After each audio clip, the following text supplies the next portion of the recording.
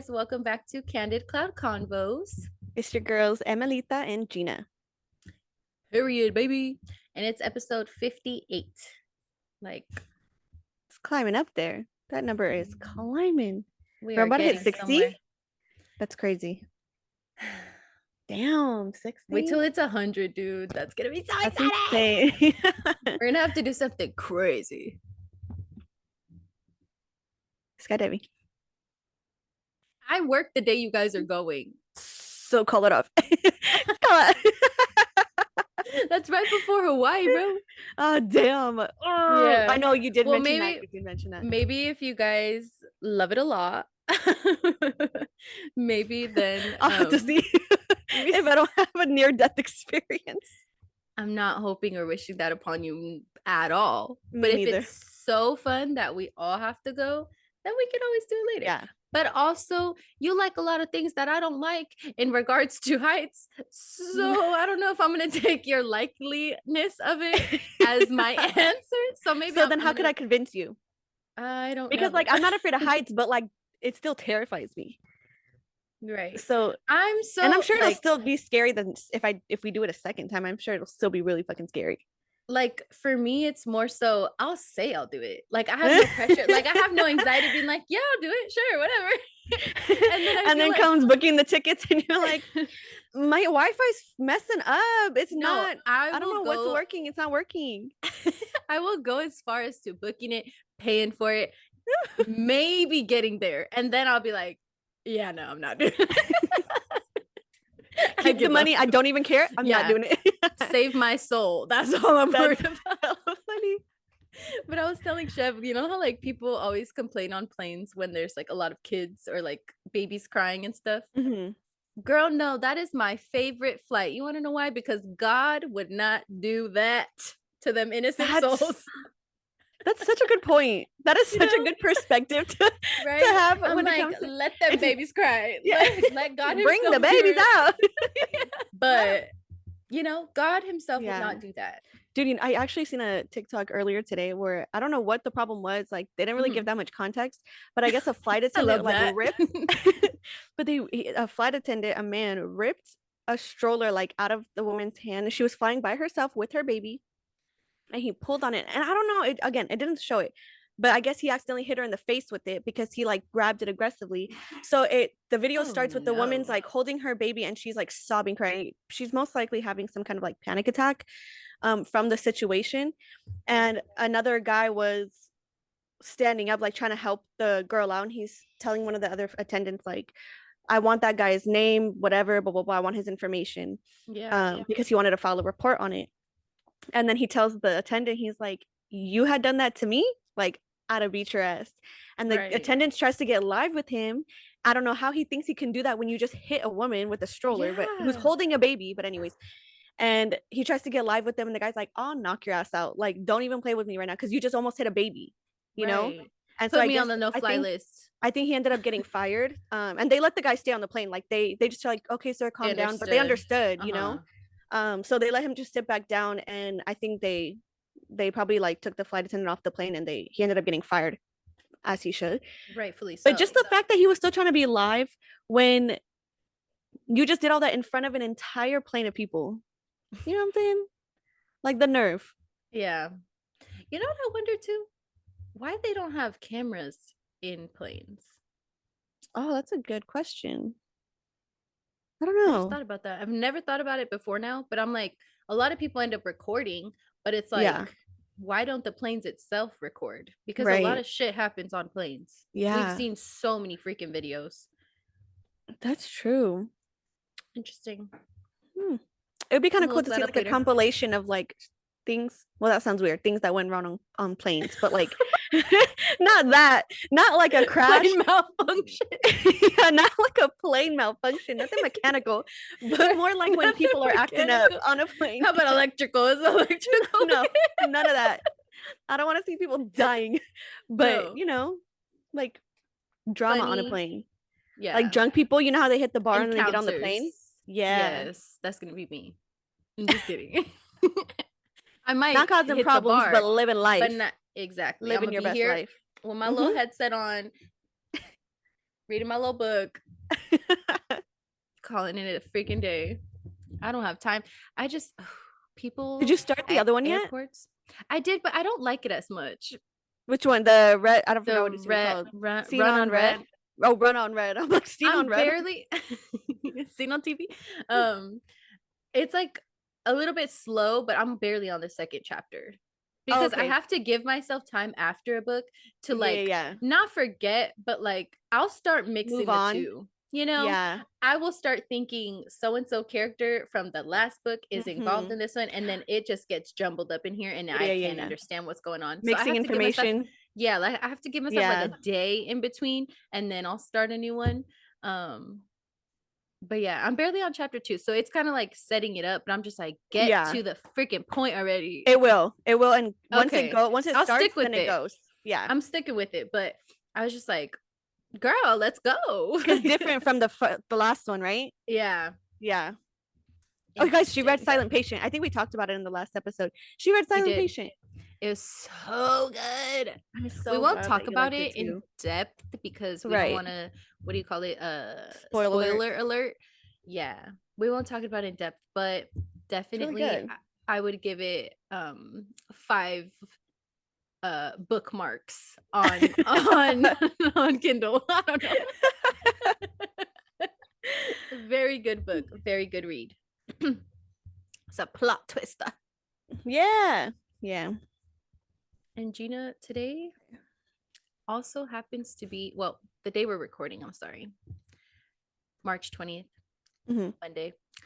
It's the first day of spring. Woo! A new season. I just put a bunch of flowers everywhere. Yeah, we've been waiting for the season change. We were ready. And according to today, in the place I live, I'm not going to say where, the sunset is not till 7:18, and I love that for us. I really do too. It's great. I love being out, and I'm like, wow, the sun's still out. Right? Wow, my day's not over yet.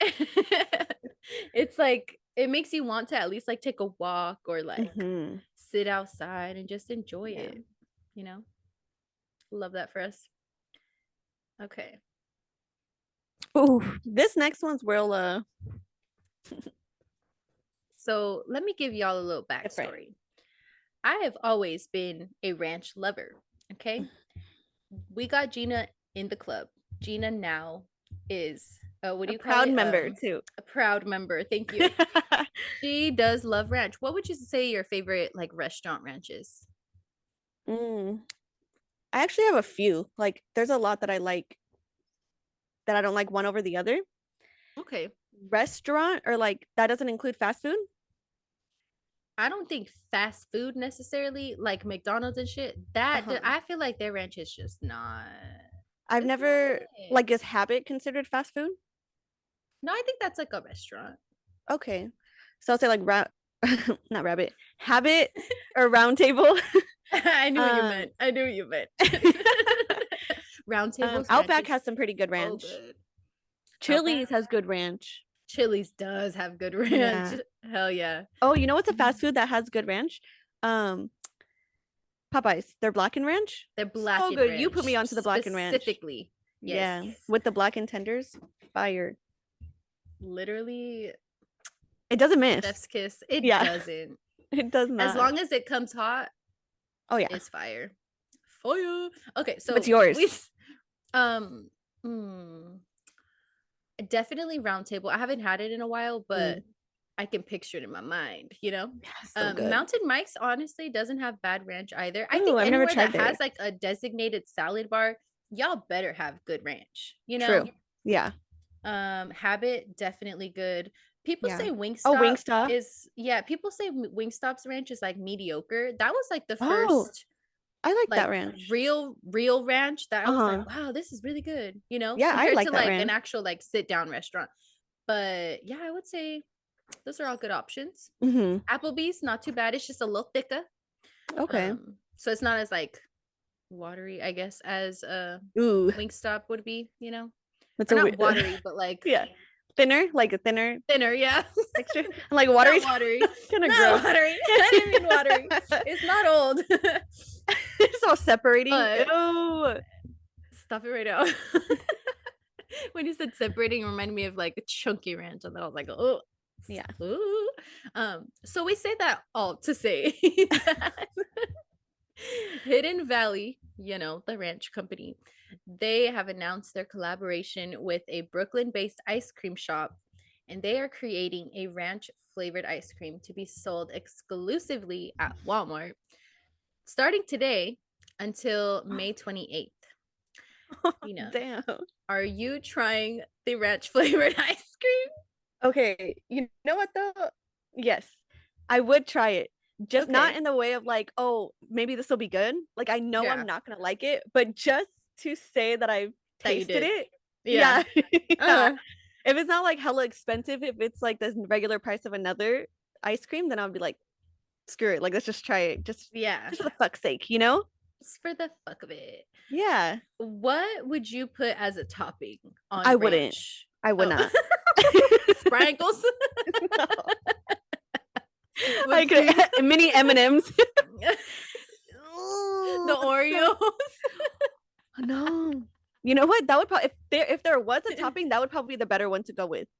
Oreos? I feel like the Oreos, because it's like, when you have like the cream inside of the Oreos, yeah, you expect that kind of like creaminess too from like a ranch type thing. I don't know. It like sounds like they were saying specifically that it has like an herb taste, like an herb ranch taste. That's weird. So it's I mean, not yeah, just though, like I would try it with like, it's literally ranch flavored. So I would personally, I've never seen you dip a fucking Oreo in ranch. No, that sounds like a pregnancy craving. It does. But like, what if by the time it melts down, can you then use it as a dipping sauce? Oh God, I hope not. Like, is it gonna be somewhat sweet? I don't get it. It did say, I wrote the notes down, but then I was like, oh, maybe that's doing a little too much. So I took it out. But it said something about buttermilk flavor with herb ranch and like creamy. It was supposed to be creamy.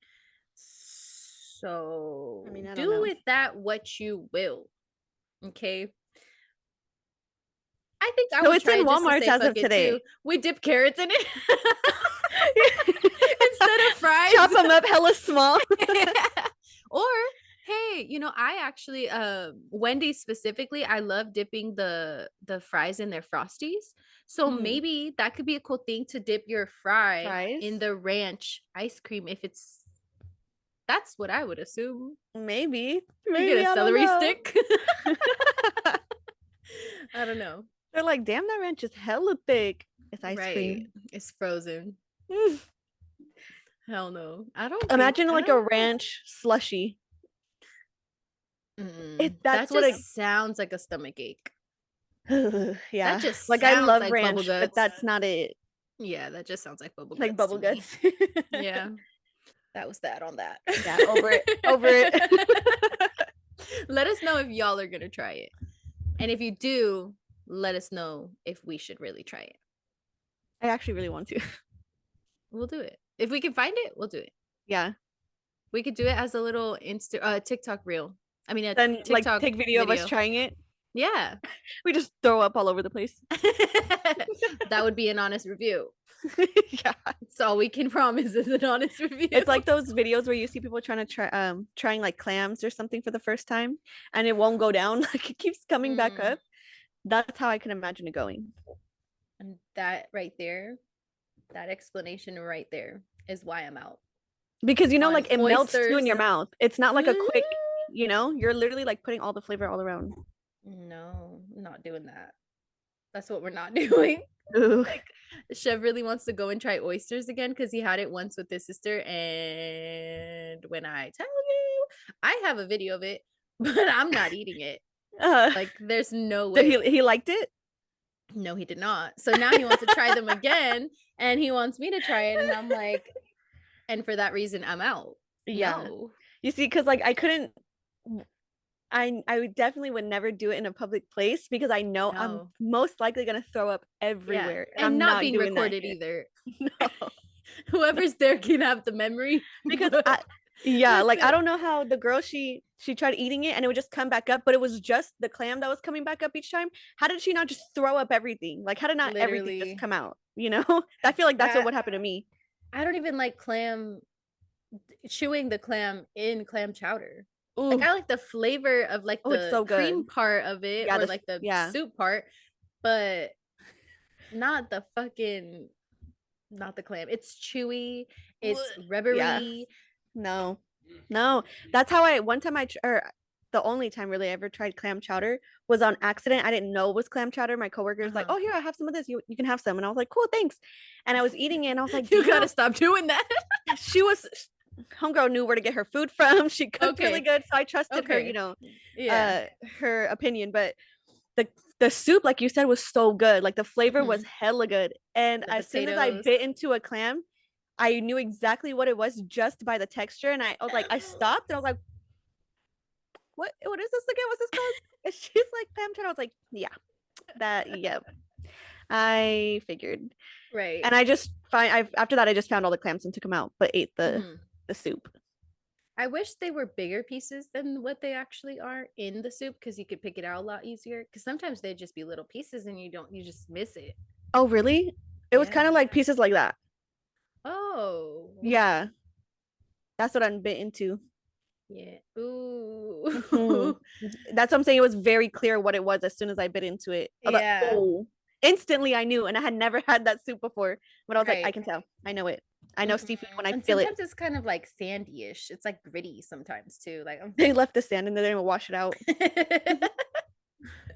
God, I hope not. I'd be Oh hella my mad. God. So Friday, I have to tell you something. Cause I don't know what the hell I seen in the sky, but I know I'm not crazy and I have proof. I have proof for you all. So we're driving home and we just happen to look up and we see these freaking floating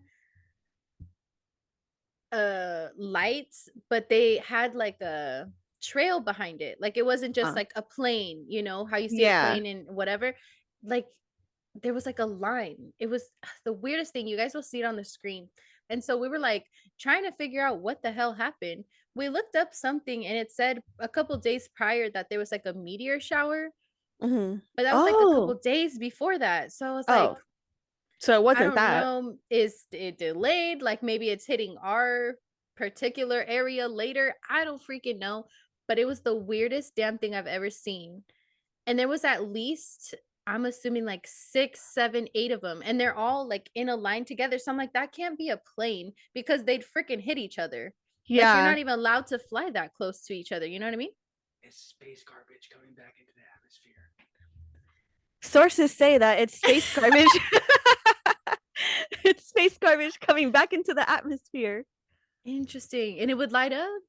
Yes, it catches on fire, and then as soon as it catches on fire, it burns out before it hits our actual land. So there's no evidence. Thank you, Google. Duck, duck, I'm go. sure you guys. Oh my God.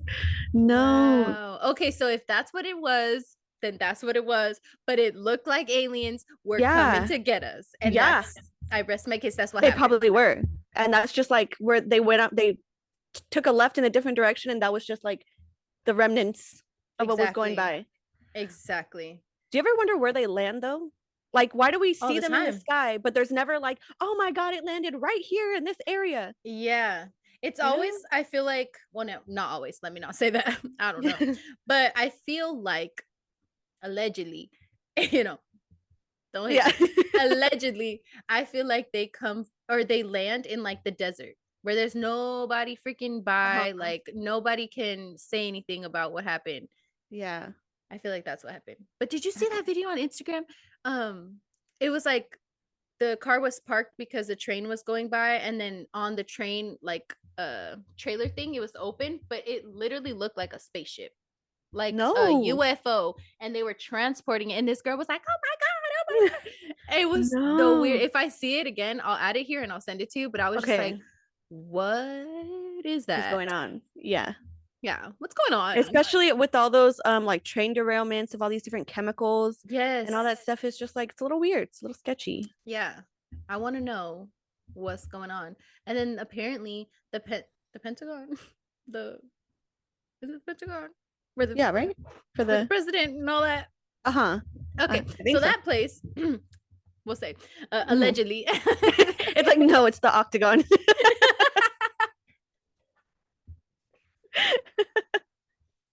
So allegedly, they just said on a statement that they believe aliens are in our galaxy. Oh yeah. So, sure. So with that being said, I just feel like I've seen aliens, and that's what I'm sticking with. We probably, and what's crazy is that we probably all have too. Like, imagine if we've even interacted with like aliens and we just never knew, because obviously they're way smarter than we are. Like, what if they're blending in or camouflaging like with us? What if they took my coffee order? Like, and then the next day they're just coffee. You know what's really? We got coffee earlier today, and I was like, you know what? I'm gonna try something new, right? Right. So I got an horchata cold brew oat latte. Ooh. And I was like, ooh, this sounds fire, right? That's the makings of a great drink. But whoever made it did not do that, because it tasted literally nothing like horchata.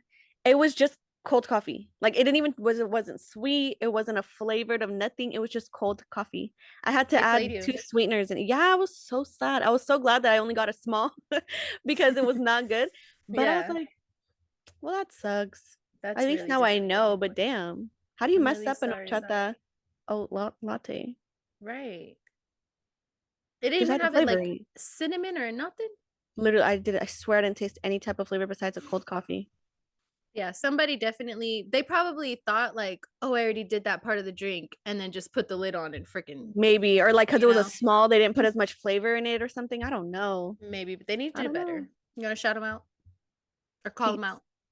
Pete's Coffee. Pete's. That's disappointing. Do better, please. That's That'd all. be great. If you want to hit up our girl, if you want to hit up our girl, send her, some free merch, free coffee, free coupons. Right here. Send it to her. Comment down below. Hit us up on Instagram if you're trying to. They comment, fuck you guys. They're like, we don't care about your coffee or your podcast. Move on. Don't need your business. Bye-bye. You came to Pete's once. Not a gift card. I found a fucking gift card. And you used your gift card and got a shitty drink. Yeah, I will say their sandwiches were pretty good. I'm not gonna lie. Those were really good. I never had their food, actually. That was our first time too. And I don't even remember what they're called, but one of them with the bread, it was so good. They had like little herb, like, I don't know, on it. Good. I would get it again, just not the drink. Right. Their fraps are pretty good. Maybe I'll try that one of those next time. Like I don't know what it's called, but like a caramel mocha something or other. That sounds good. It's pretty good. I've had it a couple times. I started making my own coffee creamer. I seen your tweet about that. Girl, yeah. Tell us about it. I will. So I seen a TikTok, as one does, when scrolling on TikTok, and she was like, "Oh, do you guys know that that store-bought creamer is literally just sugar, vegetable oil, and water?" And I was like, "No, it did not." Whoa. So then she goes on and she's like, "Yeah, so buy your own, or make your own, blah blah blah." So I'll put the recipe right here, you guys. Enjoy. It's a 1 can of sweetened condensed milk, vanilla bean paste, because I chose to make vanilla bean creamer, and then 2 cups of whatever milk you want. It could even be like coconut milk, oat milk, almond milk, regular milk if that's what you're into, whatever. And then you just put it on the stove, and you don't want it to like boil or anything. You just want it to like lightly steam. You don't even have to do that part. She said you could just shake it like in a glass or like mix it really well, but heating it up just makes it kind of blend together, combine better. Yeah, exactly. And then you can either drink it hot like that and just mix it with your coffee, or you could put it in like a container, put it in the fridge, whatever. Very good. Wow. Very, very good. That's hella cool. Yeah, I did not know that that's what creamer was. I don't know what I thought it was. I don't think I thought about it, but like, that's pretty cool. It's also banned in other countries. Creamer? Like Coffee Mate and like shit like that. Oh, shit. Oh my God, there's so many like things all the that additives and shit. yeah, there's so many things that other countries ban that we have here. Yeah. And it's like, damn, why do we have that then? Right. Like they're trying to ban in California specifically like Skittles and Starburst and all of those things because of the I'm assuming it's from like the dyes and stuff and the Mm-hmm. additives. But yeah, they're trying to get that banned too. And I Wow. love me some Skittles. So I'm gonna be so sad. And that's what sucks is that it's like since we've had it and grew up on it, it's Yeah. like, oh, those are the good ones too. Like those are good Right. candies. Like that's But then a at the same time, L. it's like, damn, so we weren't supposed to be having those this whole time. Mm-hmm. And it's even worse for us than we thought. Like everybody knows candy's not good for you, but like it's even Yeah. worse than what we Mm-hmm. thought. Right. That's crazy. Like Frosted Flakes too, I think in a lot of countries it's banned. Girl, I And Frosted literally have Flakes, I Frosted had that Flakes. probably like 2 times a day for a while. I I have Frosted loved, Flakes right now. dude, I love me some Frosted Flakes. Me too. But yeah, supposedly they're a lot of the a lot of the main cereals that we have, like I think Fruit Yeah. Loops and all those things are banned in a lot of other Lucky countries. Charms and all that. I Yeah, mean, some of them it's like, okay, Cookie Crisp, like girl, we could do without you. You know what I mean? Like that's a little yeah, excessive. yeah. But what the heck is And I wrong with some love me some Frosted cookies. Flakes? I love I cookies. love cookies too, but not Cookie Crisp. I didn't like that. I remember we tried it when it like first came out and it was Me new too. and all I that was stuff, and I was like, hyped. oh, it was nasty. Like I Yeah, it's remember gross. being nasty. I couldn't even eat that. You know how like back then you could eat like cold or not cold cereal, Yeah, but like just dry cereal, I guess. yeah, yeah. Yeah. Not even that. They weren't Not good. even that. No, they were Yeah, not. I they don't did know how not they're taste still like made. cookies. I know maybe they fixed the recipe, but they did not taste like cookies in the beginning, No, and they I don't really didn't. care to try it again. Me neither. So that's that. Yeah. Should we explain a little bit about John Benet Ramsey? I was actually gonna ask you. I was like, can you do like a Okay. refresher on the John Benet Ramsey? Because I kind of forgot. Okay. So Gina and I enjoy true crime. Like we're very interested in the stories, and they're not just stories. Obviously, they're people's real life. So we want to always like give respect, you know, to Hmm. that and the families and everything like that. But we happen to just take an interest in that kind of stuff. So we talk about these things a lot with like different cases and stuff. And I don't know. I just wanted to preface that and just be like, we're not saying it just to like gossip, you know? Yeah. At the end of the day, these people really do pass away or, you know, are harmed in some type of way. So it's not just to fucking chismeando. Like we're actually interested in it. And I do sometimes like not to like brag or anything like that, but sometimes Kendall Ray she'll put in the description box of her videos like where you can send an email to a certain senator or call and leave a voicemail with a certain court agency or whatever to like get them to reopen the case. And I will do stuff like that Uh-huh. if I see it and it like she prompts you to remember to do it. Yeah. I will do that. So it's not like I'm just listening and not trying to help, you know? Yeah. But also with that being said, I think the more people that know about stuff then or things that are happening, then more can be done, you know? Hmm. So it's not just to talk about it to gossip, but however we can help, we will. We'll leave resources down in the description as always. But the first one is a very old case. It's the case of John Benet Patricia Ramsey. And she was unalived, is the right word, I guess, for YouTube, right? Yeah.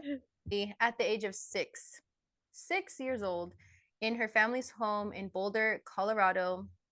She was an American child beauty queen, and she passed away on, it says December 25th or 26th, I think because they're still unclear on what happened Hmm. specifically. Um, but basically, there was a handwritten ransom note that was found like the next morning. And Oh, it was like a her really long one too, right? Or yeah, it was something. very specifically written. It Uh-huh. was really weird the way that it was written and stuff. And her father, John, was actually the one who found her body in the basement about 7 hours after she had been reported missing. So they did have people over at the house for Christmas, as you know, most families do. Hmm. They were kind of a wealthier family. They had a really nice, very nice house. She has an older brother, I believe, was older, I think he was older. If it gets to that, I'll let you know. I know this is random, but is she the one that voiced Ducky on Land Before Time? Or is that a young actress that was killed? She was a beauty queen, so she did like pageants and stuff. I don't know about that, actually. Okay, so maybe not the same then. Maybe sometimes I confuse like different similar stories. No, I do too. I literally do too. So oh yeah, I think it's a different one. It's different. Okay, yeah. I'm not sure, but I know she was like a pageant queen. So her dad found her 7 hours after they had reported her missing because they went to her room to get her. She obviously wasn't there. So when they did find her, she had sustained a broken skull from a blow to the head and had been, I should have put a trigger warning. Oh my God. And she had been strangled. Jesus. There was a garrote, I don't know, was found tied around her neck. The autopsy report stated that John Benet's official death or cause of death was asphyxia by strangulation associated with a craniocerebral trauma. Oh man. Look at me. Big words. Sorry. Wrong place, wrong time. Sorry, I was really proud that I didn't stump over that though. I'm not gonna lie to you. So the case kind of spread worldwide. A lot of people had interest in it. Immediately they thought the parents, what happened? What's up with them? So Patsy is the mom. She was also a former beauty queen, and she had entered John Benet into the series. So she's kind of how she like got into everything with the pageants and stuff. But at this point, it is considered a cold case and remains an open investigation. And like I said, that happened back in 1996. So before we were even born, Gina and I. More recently, though, they have put out a book and or actually I think it's about to come out. It was supposed to come out at the end of February, but I don't think it actually did yet. And in the book, they pretty much there's tellings from one of the investigators who worked on the case. He is now not alive for reasons not related, but he is no longer alive. But he has original documents that are not like redacted, like they're not edited or like messed up or anything in any way. So he's like one of the only people who has those types of documents, or had, whatever. So with that, apparently there's a man named John W. Anderson. He was a former El Paso County sheriff who turned to an author, and he's the one who came out with the book. And in the book, they're talking about how more recently, I think literally in late January, early Feb, there's DNA evidence of this year. Oh wow. Okay. There's DNA evidence that was found under John Benet's fingernails when she was found, and they did the autopsy and stuff. And ever since back then, they knew it wasn't the parents. The DNA did not match the parents or anyone in the family at all, but they still don't know who it is. Yeah. So that guy who unfortunately passed away, the Lou Smith, he was one of the investigators who worked on the case. He says, it's like a direct quote from him. He said, "For the past quarter century, the Boulder police have ignored the DNA evidence that exonerated the Ramseys and could be used to identify their killer." And he argued that the likeliest suspect would have been an intruder. But for so long, they were like, it's the brother, it's the parents, it's the whatever. And they were so dead set on that I'm sure they've looked at other possibilities, but not too there was no sign probably of like forced entry there. Why was she found in the basement? The ransom note was very odd and weird. They never ever went through with anything with the ransom note, so she probably most likely was already passed away when that note was even written, and they were asking for like several $1,000,000. The police told them not to like engage with that at all, whatever. But it's just always been a thing, like, nah, it was the parents, blah blah blah. And the mom has passed away, but the dad, I believe, is still alive. And to this day, he's still fighting to like figure out who it is. So he wants them to keep it as an open investigation and stuff. But I just don't know why they've held on to that fingernail DNA for so long and not said like, hey, they're cleared, because they've had to live, I'm sure, a life of like constantly looking over their back or people looking at them, you know, a certain way. And it's like, if they really were innocent in this, they lost their child, you know? It's horrible. That's fucked up. Yeah. And So it's so I just weird feel to like think it's messed that, up.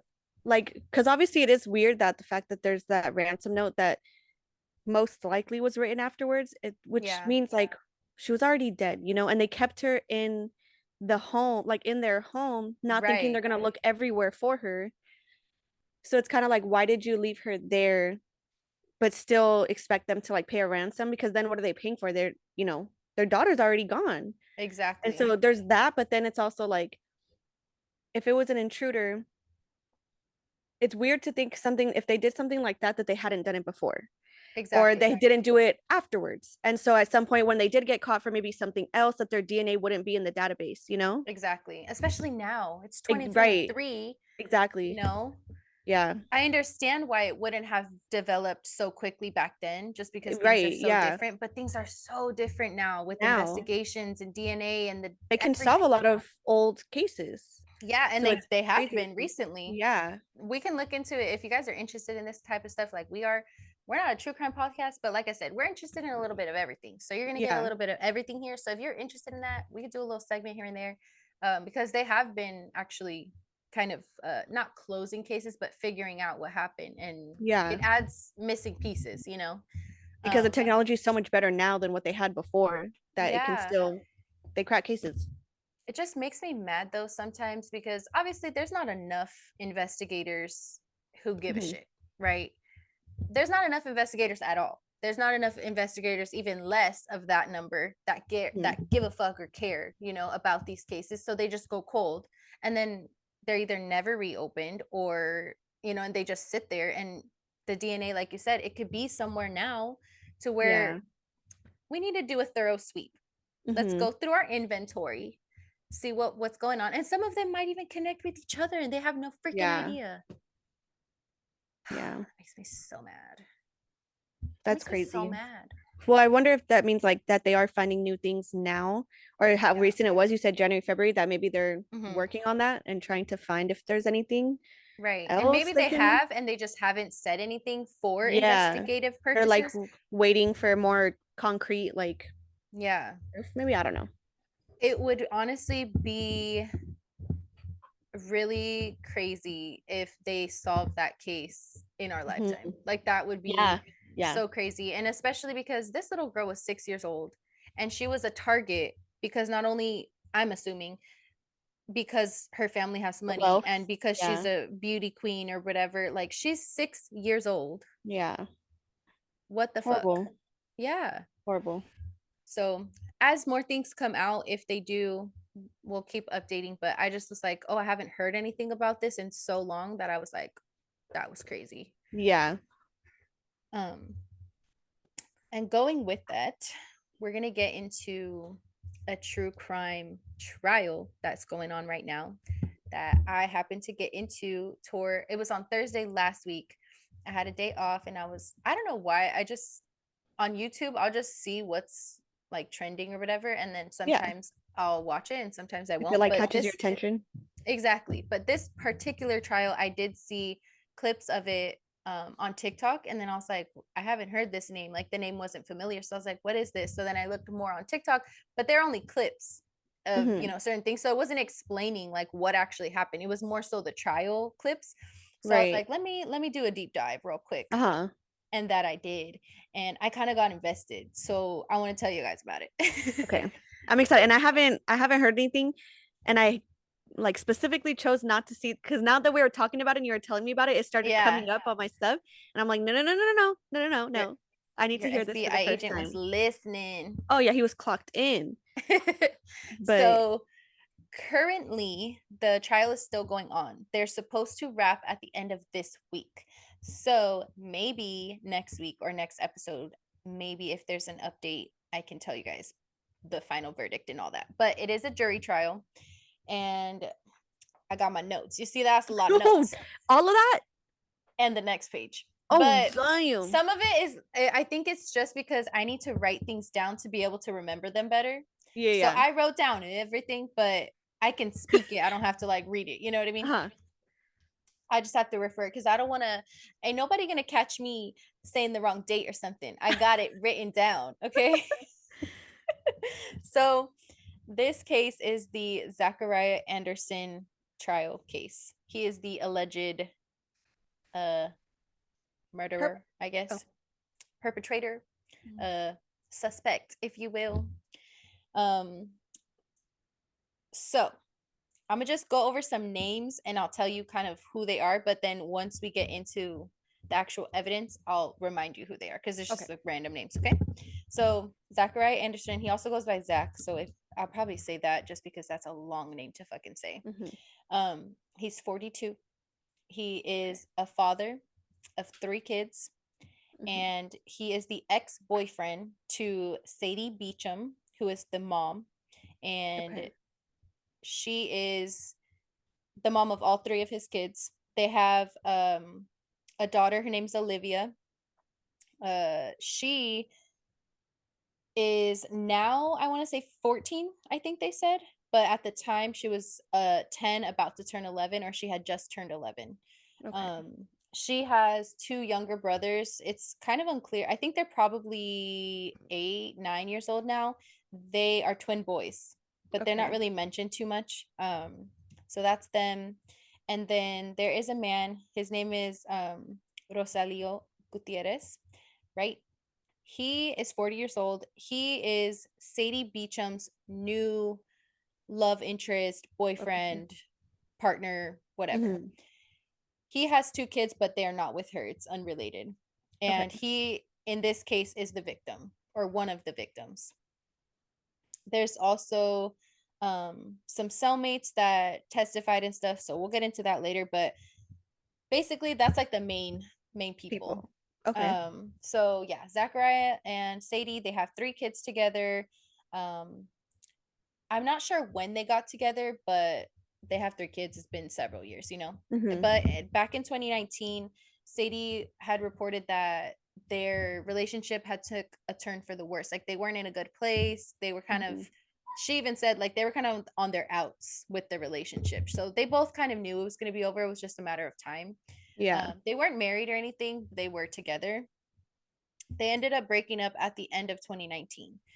So like fast forward into February of 2020, Sadie, and they also called Rosalio, they call him Leo. So I'm just going to call him Leo because it's a lot easier. So Sadie and Leo, they start dating in February 2020. And at that same time, Zachariah and Sadie share custody of Olivia and the 2 boys. So they go visit their dad on the weekends, whatever. And on March 5th, so that was February, they start dating. March 5th, they go on a vacation. They go to Mexico, and Sadie asks for her best friend to watch her kids because that would be when they were with the mom versus with their dad. So she's like, hey, can you stay with them? You know, you can still go to work as you normally would, but drop them off at school, pick them up, you know, dinner, whatever. She's like, yeah, that's fine, whatever, no problem. So at this time in March, they are supposed to be at the mom's house, at Sadie's house. They go to sleep like normal. The aunt, they actually call her aunt because it's like the mom's best friend, you know, like how you would. But so the aunt falls asleep on the couch. She wakes up and there's a man in the house. Zachariah is in the house, standing in front of the couch, watching her, not watching her sleep, but he's looking at her and he smiles at her when she looks at him. He's smiling at her. And she's like, what the fuck? Like, what are you doing here? I didn't know you were supposed to be here. How the hell did you even get in here? Like, they didn't hear anything. So then he's like, oh, it's time for the kids to get up for school. And she's like, it's 4:30 in the morning. Very, very early morning. They don't have school probably till 8, 9. So she's like, what the hell? Like, what are you doing here? Whatever. He goes upstairs. He goes to get Olivia. He wakes her up and she testified this in court.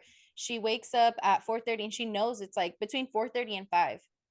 He had made breakfast for them. He was He telling her it's had been time. in the house for a minute. Been in the house. And I don't know Oh if my he's just God. quiet or what, but he literally made them get up like it was time for school, made them get dressed, made them get ready, eat breakfast, all that, whatever.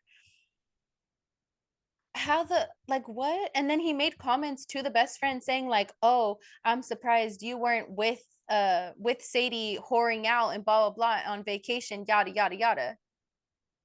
Talking shit. No, But he his didn't. ass, he travels for work. So he's Mm-hmm. not always home and available either. Yeah. So that was one instance where he was somewhere he wasn't supposed to be. Then So fast he only did it that one day? that one day with the aunt. Yeah. Okay. Fast forward April 24th, 2020. So about a month later. Mm-hmm. At this point, the kids are with Zach. They're staying with him for the weekend. The boys, Okay. I don't know why someone would do this. I'm not here to judge nobody, but he left the twin boys sleeping because they had already gone to sleep. At the time, they're 4. Okay. Leaves them at the house, tells Olivia, come with me. I don't know what exactly he said that they were going to go do or what, but they end Yeah. up leaving. They end up at the mom's house. Okay. I haven't seen a picture of the house, but the way that she described it, there's a bar on one side where you can like park and it can Mm-hmm. face the house. And then there's no like gate around their house or anything. It's in Wisconsin. I don't know if I mentioned that, Okay. but they live in Wisconsin and there's no gate or anything. So he can walk straight up to the house, walk around the house, and it's Mm-hmm. whatever. So Olivia stays in the car. Her dad gets out. He goes to like the back of the house, all the way at the end, and he turns the corner. Which, if you turn that corner to the side of that house, on if you're facing the house on the right side, the mom's room is over there. Okay. There's an AC unit that connects to her room. Mm-hmm. He placed a recording device. I'm not sure if it was a phone specifically, but he placed a recorder in the AC unit, starts recording. He goes back to the car. He doesn't get in the car. He tells Olivia, do you want to come with me? And she, at the time, she's like 10 years old. So she doesn't know any better. What's happening? She's Yeah. just doing what her dad is telling her to do. So she gets out the car. They go up. They go to the front of the house this time. He tells her, like, look through the window, and there's a crack through the curtains like this. Mm-hmm. There's a crack and they can see through it into the living room. He tells her, lift your shirt like this above your nose and your mouth so you don't leave breathing marks on the window. Mm-hmm. Tells her this. And so she, oh my God, why is he does as making she's her told. part of this? Right. She does as she's told, whatever. She does it. They're watching him or watching them in the house. And Leo is at the house for a sleepover. Mm-hmm. And Leo's sitting on the couch and the mom's coming out the bathroom, whatever. They're watching for a little bit and then they eventually go back to the car. He makes comments about him and, you know, whatever. He's just like, oh, like, he makes actually racial slurs about him because Leo is Mexican. And he calls him what some racist people would call Mexican people, you know. Mm-hmm. He refers to him as that, and he calls him booger because he says that one of the times he was watching, he seen him take a booger out his nose and wipe it on the couch. And so he started referring to him as a joking way, I guess. Mm-hmm. But like, you should have never even seen it because you're freaking like, why are you him. watching them? Yeah. Literally, yeah. So he kind of like incriminates himself a little bit to his daughter, telling her that, but whatever. So he's been doing this like frequently. Exactly. So that happens. They go back to the car and Zachariah pulls over real quick after he pulled out because he's like, shit, I left the recording device. So he runs out the car. He goes to go get it. Olivia's like, what are you doing? So she goes after him. She sees him take the recording device out of the AC. And that's how she knew that he placed it there because he had gone without her the first time. So then she's like, what are you doing? This and that. Meanwhile, he's doing this. He breaks into Leo's car that is parked there. He breaks in, he takes pictures of his registration, he takes pictures of the license plate. Oh my God. And then he rings the doorbell, and then they I think Olivia at that point had already came back to the car. She's like, I don't know what he's doing, like I'm not worried about this, whatever. Yeah. He goes, after he breaks into the car, he goes and he rings the doorbell, like ding dong ditch, right? They leave. So then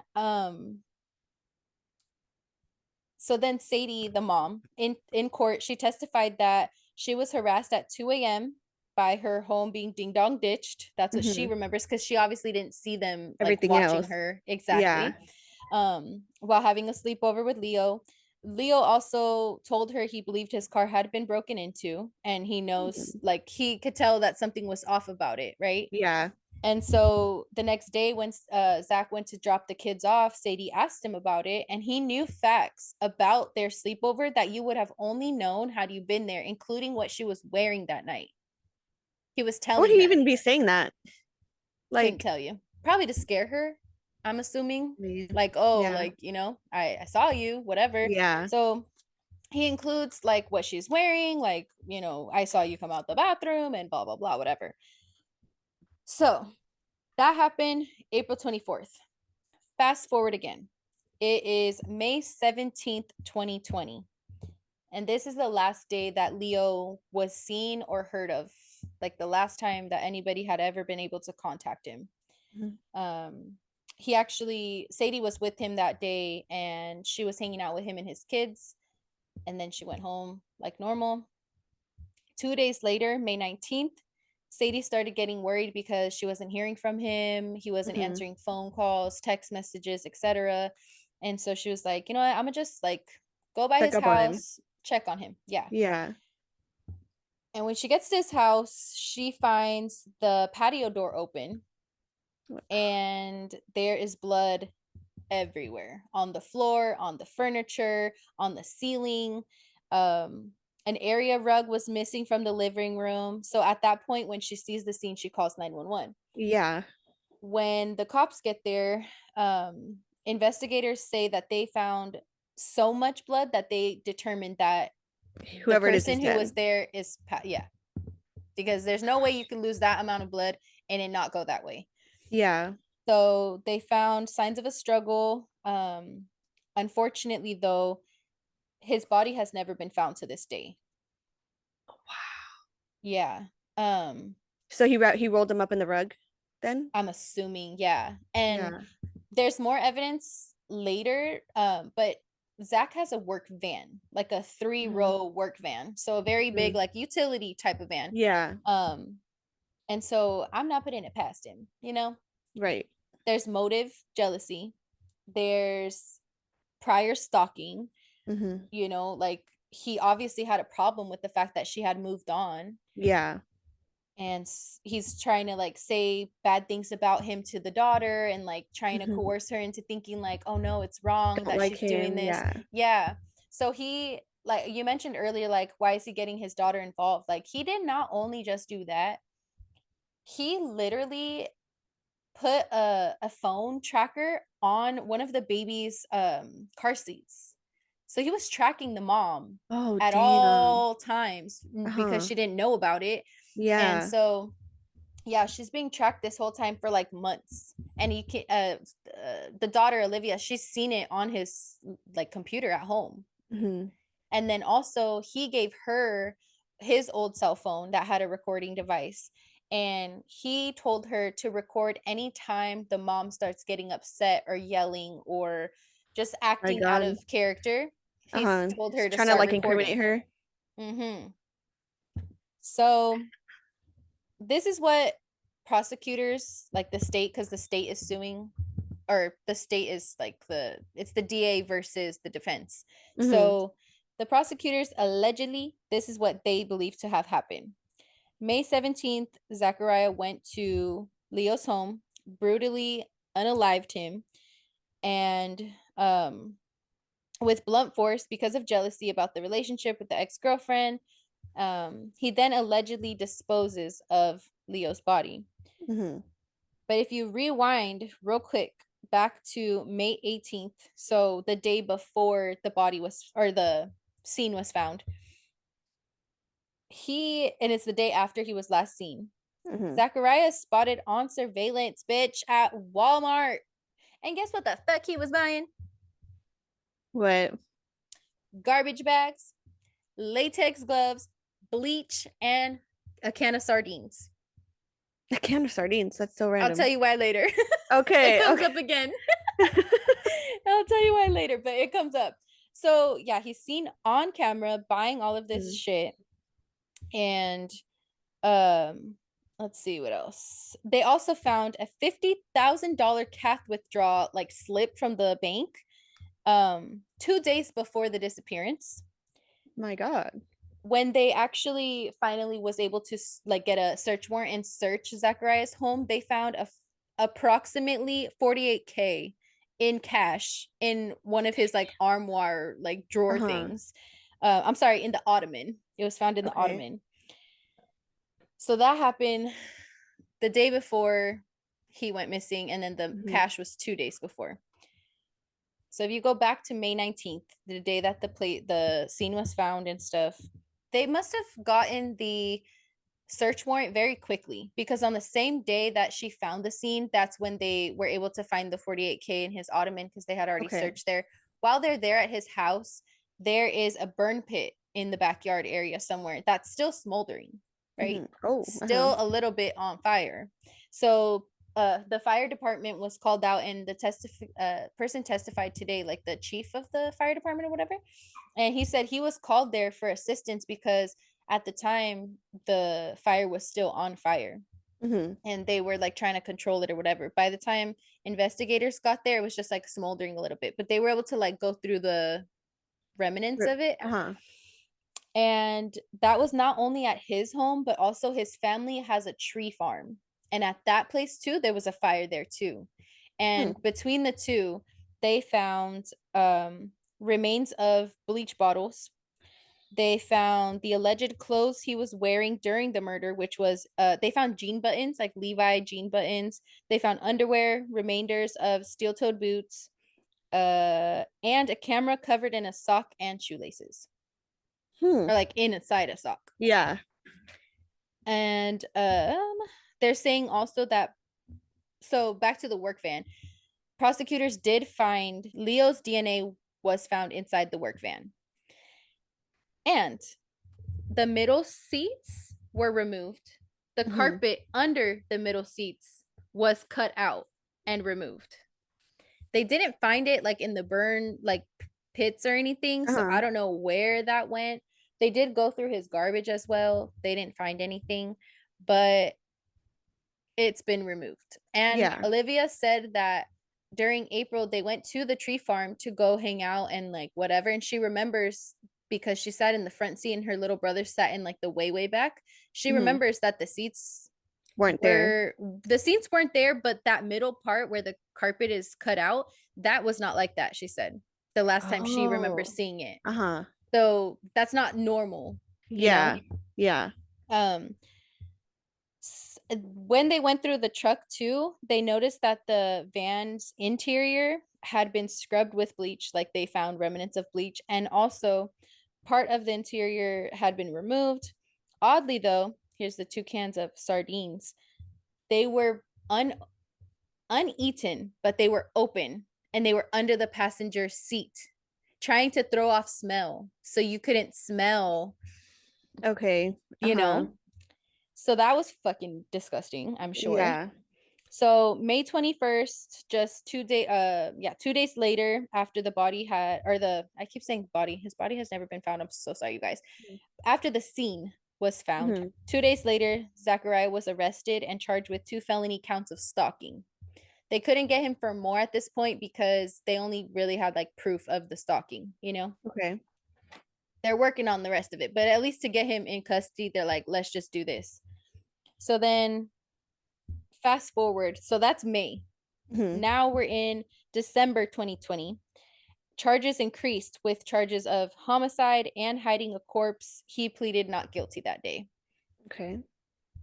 Stupid. February 28th,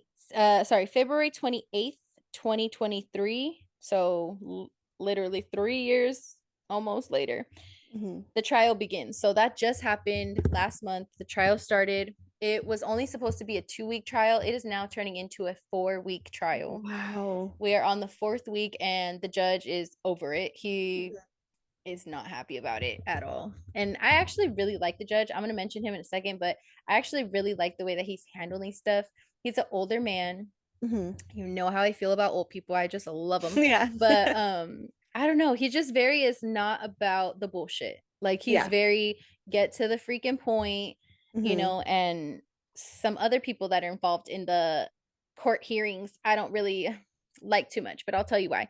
So trial begins literally just last week, March 15th. Olivia, the daughter, she testified against her father. It was so, I could tell that she was like kind of processing during this time too, because she probably has talked about it so much, but not having to see him directly. Yeah. That I feel like you could tell in the way that she was responding that she was kind of like processing everything and like not finding closure, I don't think. But for example, like she starts saying when she's asked questions about it, she starts off referring to him as my dad, my dad. Then it changes to Zachariah Anderson, his name. Then eventually it changes to the defendant. Yeah. And so it's like normally I feel like you wouldn't get to that conclusion, but like as they're asking you these things and it's like reliving all of this stuff, she gets to that conclusion where she's like the defendant, like it's not even my dad no more, you know. It's just kind of something I noted. I was like, that's kind of interesting. But I wonder if they could do with a situation like this, like she's a kid still, you know, like to where he could not have to be in the courtroom like when she's testifying, or if there's something that can block him from seeing her from seeing him, like whatever. Just because that could still also be very traumatizing, like for especially a kid. I mean, I guess in general, like even just for anybody, but I'm just thinking about it, like especially she's like young kid, and when it happened, she was very young too. Right. And I feel like you can almost be well, I remember you telling me, and I did see one video where he was trying to be like intimidating to her, and that's kind of why I was like, they should be able to not have to see them. Right, I agree. And the like mom that. is also in the courtroom at the time too. She's like in the benches or whatever back there, but the Olivia is not on camera because she's a minor, so they don't show her at all or anything. You could obviously hear her voice, but when they're doing the questions and stuff, it's more so just on the DA and then on him and DA and versus the other attorney or whatever. But at a certain point, she's being asked a question, and I'm not sure exactly. I have to watch the video again. I don't know if this happens when she's answering the question or if it happens when she's being asked the question. But regardless, while she's on the stand, Zachariah literally goes like this. That's what I seen. That's the one video I seen where he was doing that. And it was like, and no one said anything? Like no one noticed that? You know, like isn't that some kind of like objection? I don't know, something? Right. So the judge actually several times did say like I'm watching all parties involved, especially when Olivia was testifying because she's a minor. So he was trying to keep an eye on like the parents especially. But he did mention like, you know, it's probably kind of quite normal for, even though the dad is the one who is being accused of doing this shit, that's still her dad. So at certain points she was you can't see it obviously because she's a minor and they're not recording her, but apparently that she was looking at her dad and like smiling at him, and you can only see his reaction, so you can see him smiling back in her direction and like you know, making faces or whatever at her, but I guess apparently it was also coming from her too. So but the judge literally was like that I feel like that would be quite normal for you know, a young child to be looking, or you know, looking to their parents for guidance or whatever, especially right now. Like you said, it's scary, it's intimidating, it's a bunch of questions that you don't want to have to answer. Probably. And so right after a part of her testimony, they took a break. So when they came back from the break is when they brought up the fact that Court TV actually was broadcasting, and that viral clip, or the clip went viral of him doing that like mouth thing. And so they're like, oh, we need to review it, this and that. So the judge subpoenas to get that video reviewed and stuff. Because at the time they had it with commentary and they wanted to hear what was actually being asked so they could see whether it was when she was answering or when she was being asked the question. Regardless, someone doing that when you know what he's saying. He's saying to stop talking or don't answer don't that. Say anything. Exactly. So that happens, and at the same time of that being presented from the state, right? The DA is the one who brought that up. The defense, so Zachariah's lawyers, attorneys, whatever, they end up saying, oh, well, during that same time, apparently, so I'll just say, so apparently someone witnessed the mom, Sadie, in the like viewing part of the courtroom. She apparently was using sign language to communicate to Olivia. So now it's like, okay, both parents are doing something while the woman or the daughter's testifying. And they're like, okay, so now let's review that, blah, blah, blah. And so she gets put back on the stand. The mom, Sadie, she gets put back on the stand and she's like, yes, I know sign language. My daughter, I taught her the very, very basics when she was a baby, but they were trying to say that she was signing for her to calm down. Because at a certain point, she starts getting kind of sassy, we'll say, with the attorney who's asking her questions. She starts getting sassy for good reason, though. I'll tell you why. Because the defense attorney, her name is, I'm going to tell you right now because I don't fucking like her. Nicole Muller. This Beezy is, you can tell when she's cross-examining Olivia, you can tell that she's trying to make it seem like I'm your friend. Like, tell me because I'm your friend. So she's like, so you know your dad, right? And like, you know what he wears, right? And like, she's like joking with him because I guess the clothing is a huge thing that came up that had been found on him or in the burning pit and stuff. They're like, so your dad, like, he doesn't have much fashion sense and blah blah. Like, she's trying to like talk in a way that, to me, I feel like is manipulative. You should just talk to them like they're an adult. Just, you don't need to like, she's already a teenager too. It's like, you don't need to do all that. And if you saw clips of it, you'd be like, are you serious? And almost trying to make light of it sounds like. Right. And so she starts asking her about the night where her and her dad went to the house and they looked through the window and all that, and he put the recording device, all that. So she goes, it's nighttime, so how did you see him put the recording device in there? She's like, yeah, it's nighttime, but it's still a little bit light outside. So then Nicole Muller, the attorney, goes, oh, but you said it was in the middle of the night. And she goes, yeah, but there's still enough light outside to see. I have 20/20 vision. I can see. And she goes, oh, okay.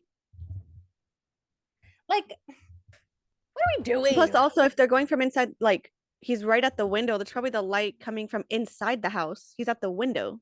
She was asking when Olivia was in the car and he went to the house the first time. She goes, how did you see him place the recording device if that's the opposite side of the house that you were facing?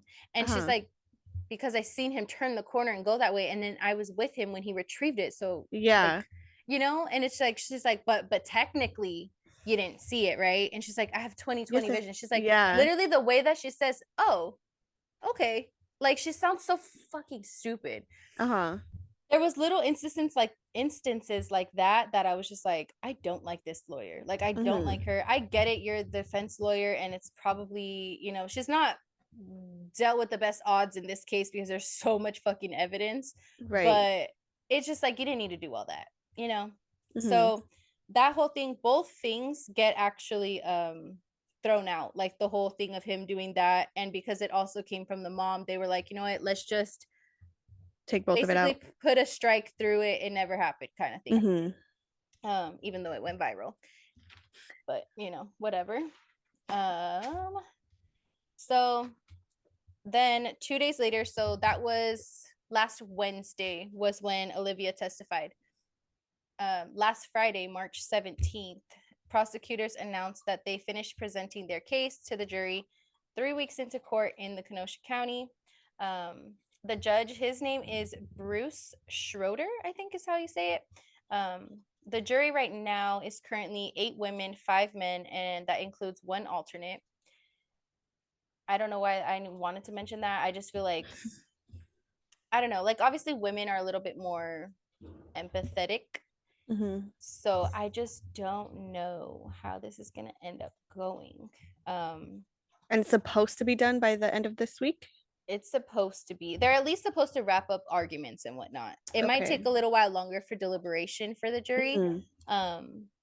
But yeah, they're supposed to only have the trial last about 1 more week, including this week, like toward the end. But basically the defense's whole argument is that the police kind of zeroed in on Zach being the suspect without really looking into other possibilities. With good reason, I feel like. They had a lot of I was gonna say, but if they're already finding evidence and like yes, and that's like what she will not let go of. She just keeps bringing up the fact that, well, they didn't look at any other options, and like that was pretty much it. You know, they just called it one and done. But it's like, no, there's so much that has come out, including, I mentioned earlier, like a cellmate. So they are currently, or he was in one of the, I guess, disciplinary units or sections of the cell or of the prison. So there's only 22 cells in this particular area. And apparently his cellmate, his name is Marquand Washington, I believe. Yeah, Marquand Washington. He reported and testified in court that he remembers Zachariah having a nightmare in the cell, and he's screaming, die, die, die, die, screaming off the top of his lungs in a nightmare, right? He also said that Zach like confessed the killing and everything. He confessed the murder to him, and they used to call him Houdini because they said that he could make a man disappear. He said that about himself? That's what they were calling him in the jail because he had confessed it. They started nicknaming him Houdini because they said he can make a man disappear. Oh, okay, got you. Okay, So why would they just make that up? Yeah. You know what I'm saying? Like these stupid. So that happened, and then the defense attorney, Nicole Muller-Debish, she is trying to claim in court that Marquand Washington was coerced by the DA to say that. Why? And how would she have proof of that? What is her reasoning for that? Exactly. She doesn't. Like, she just pulled that out of nowhere.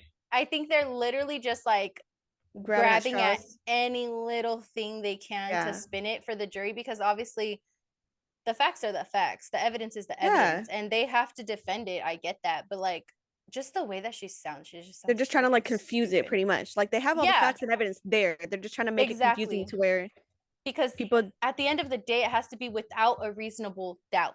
So if they can instill that reasonable doubt, they can't say yes or no.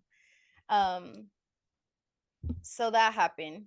And then let's see what else.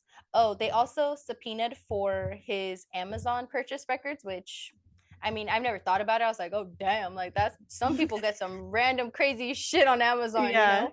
So just so you guys know, they can subpoena for those records.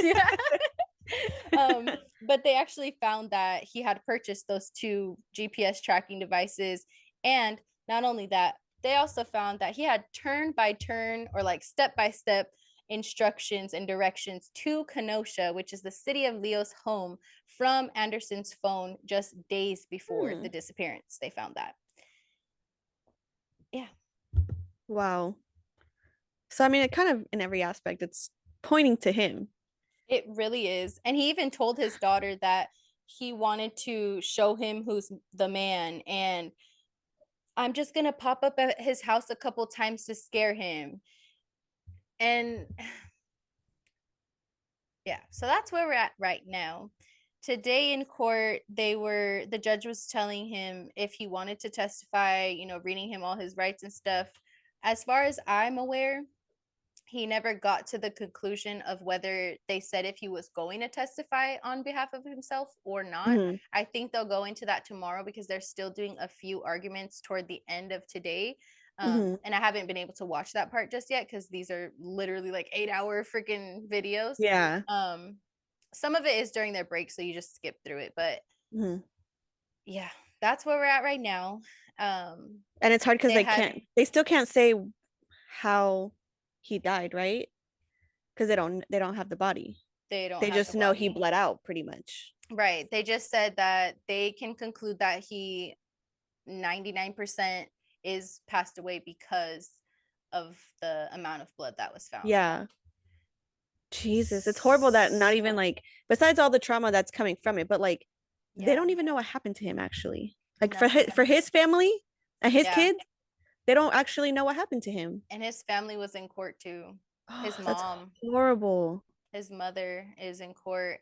And then the defense was also trying to bring up the fact that I guess the dad of Leo's dad is or was missing. Like he went MIA after apparently.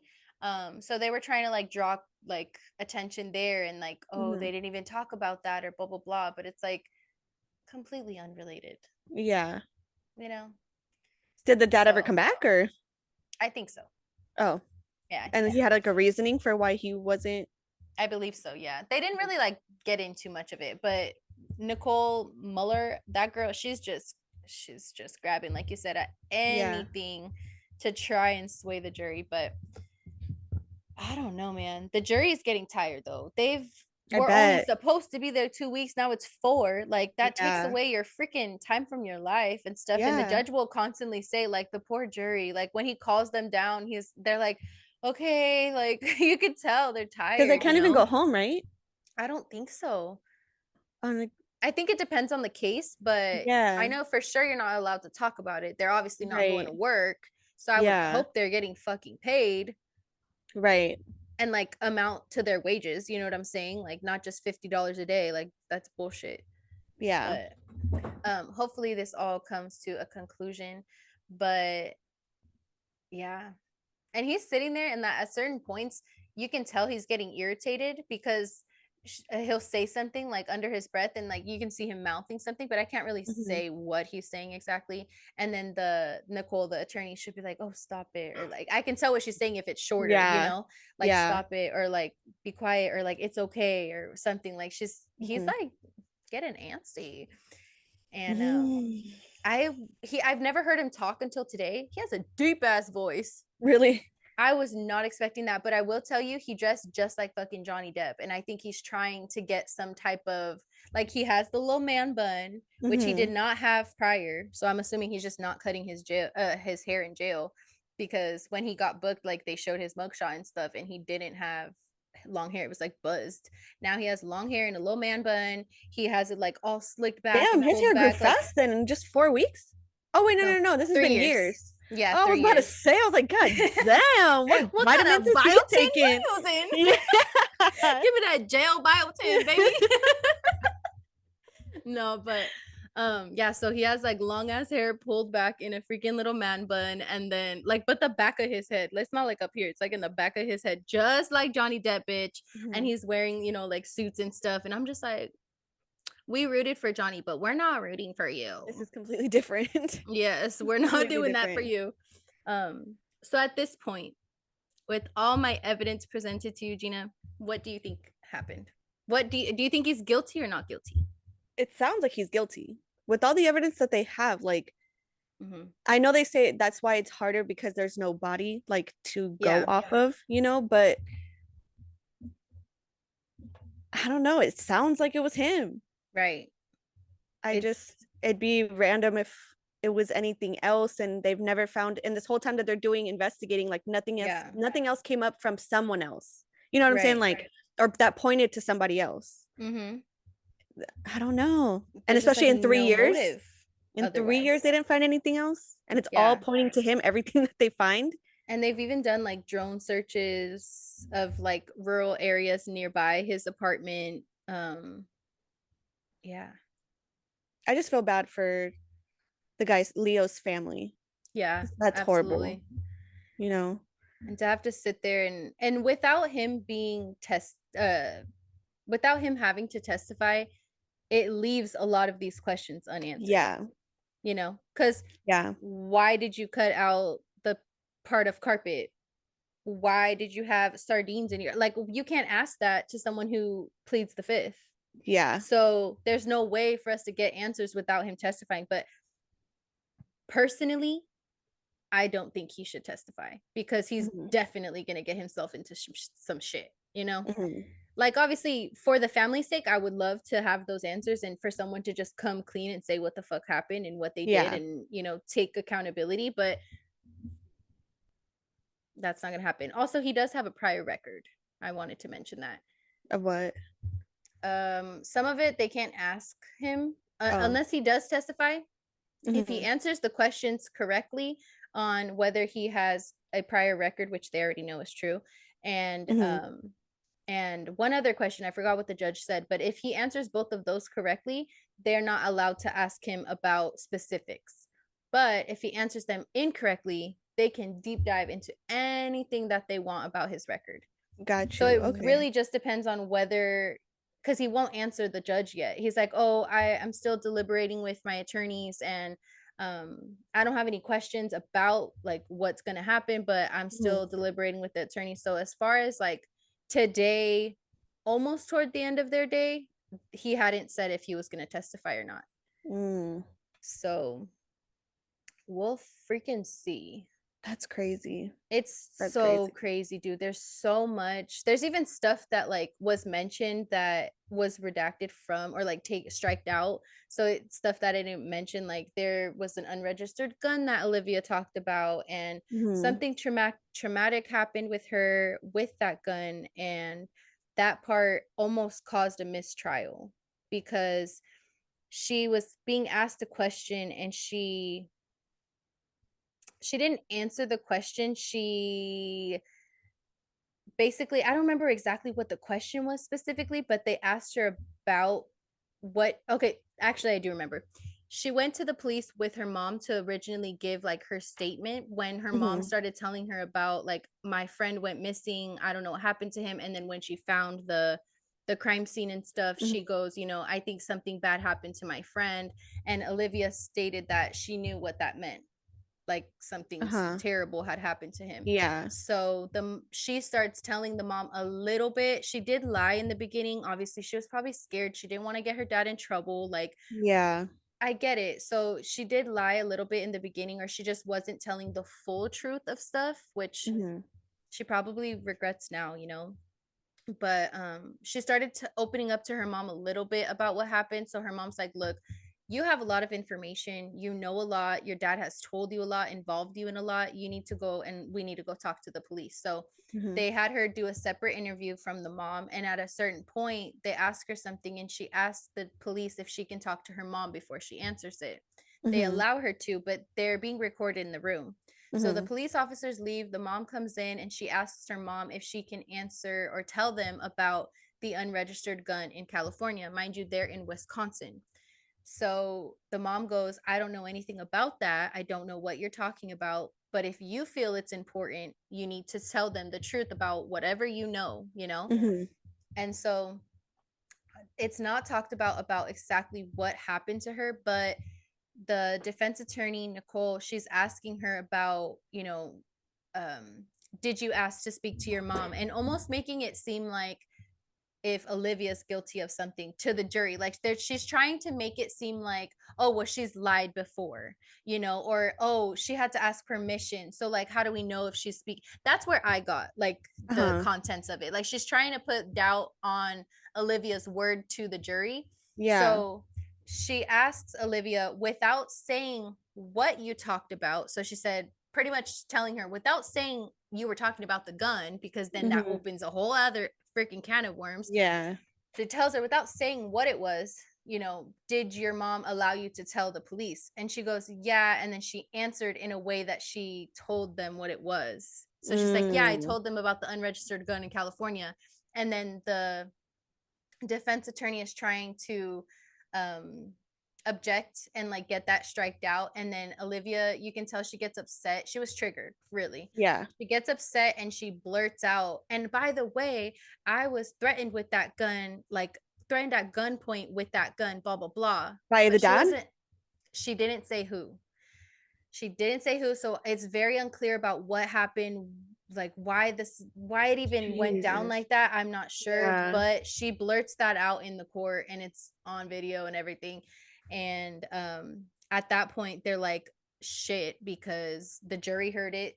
You know, like, fuck, okay, now we don't want to have to explain this whole situation. So that happens, and at that point the judge appoints a lawyer that's sitting in the gallery, literally was like, will you represent her? Because I think he was like worried they were going to end up getting a mistrial, and if they go to a mistrial, he gets off with nothing. So they, to avoid that, they had her go get a consultation with that lawyer, like free and everything. They didn't have to pay for it, and she never took the stand after that.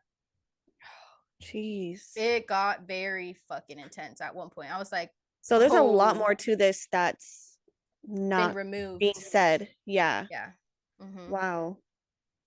It's very like crazy. It's just like you said, there's so much evidence, and then because you're dealing with a teenager, you know, she has her own emotions behind everything she's saying. So it's just like, I think she got too caught up in, you know, her own emotions versus just answering the question point blank, you know. But it's also for him to be like, time she's ever done this. And for him to be trying to like make her be quiet, it's like he is trying to hide something. And to feel free to do it in an like open court, there's everybody there that can see him. He knows he's on, like, that there's cameras on him. And to still do it, really. Like that's crazy.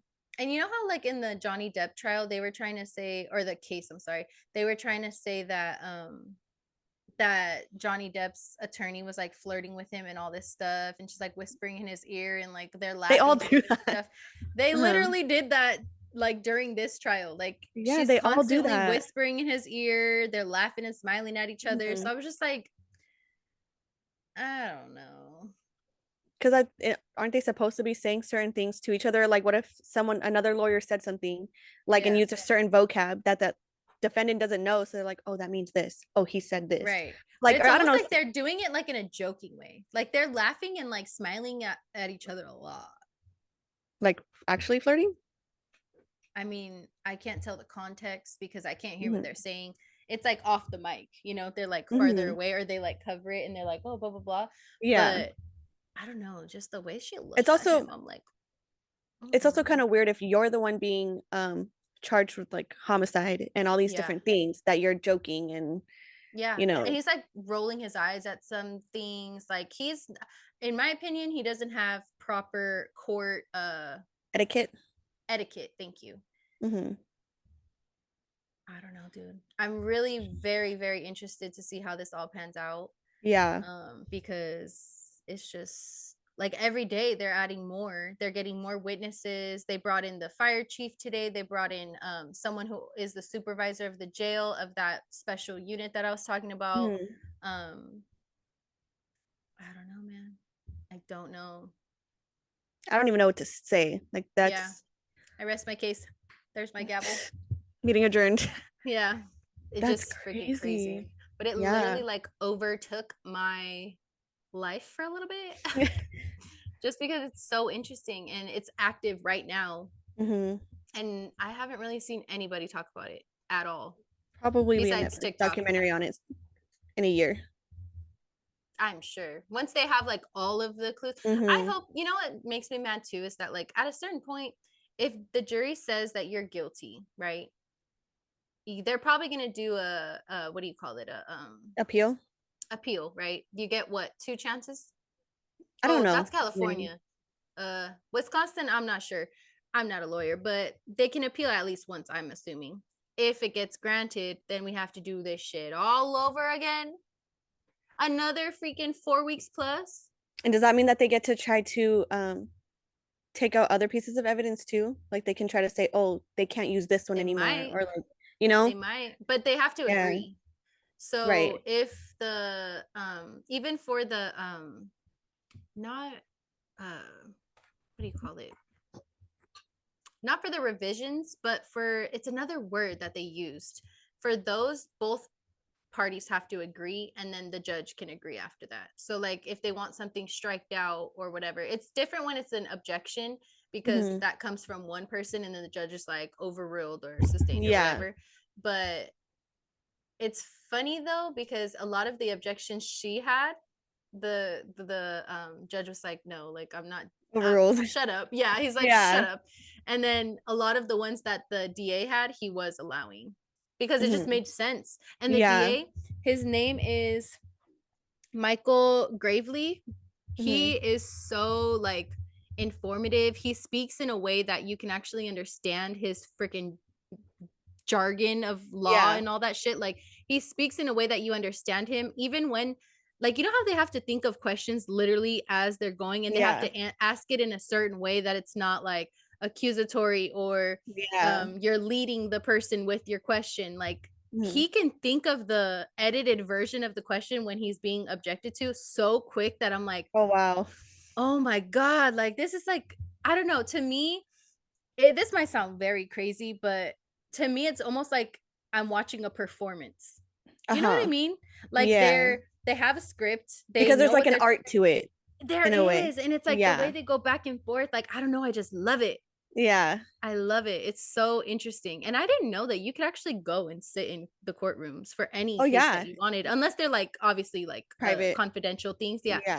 But you can go to the courthouse and literally sit in on damn near any case and just get the fucking tea. So if y'all are interested, I will or like on a day off.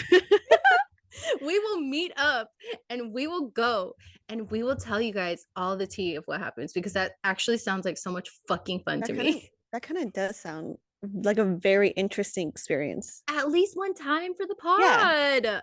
Yeah. Do for the pod. You know? I do it. I would too. Gina, I've given you so much evidence. Please give me some evidence and wisdom to go off of for the. Oh yes. Please. And let us know your guys' thoughts too on that. Like, what do you guys think happened? Or what's your theories? Y'all think he did it? I don't know. Yeah. Why I'm in my emails? I don't know. There we go. I opened up my email for some reason. She's like, let me know in my email specifically. Okay, so this week's wisdom is an affirmation. Okay, so I show up for myself every day. I give myself the consistency that I deserve. I'm excited to see how my habits shape my future. Yes. Now you say that 3 times a day at 3 o'clock every day. No. Never mind. 3:03. Yeah. No, that's a really good one. I like that. I liked it. I seen it on Pinterest and I was like, you know what? Yes. I like it. I give myself the consistency I deserve. That's something that I'm really trying to work on. So love that. Right. So you affirm, I affirm, y'all affirm, and do we adjourn what you will for the week. We adjourn. That was good. That was a good one. All right. We love you guys. As always, thank you so much for tuning in for the BS this week. We'll be back. We'll catch you on the next one. Yeah, we will. Bye. Peace.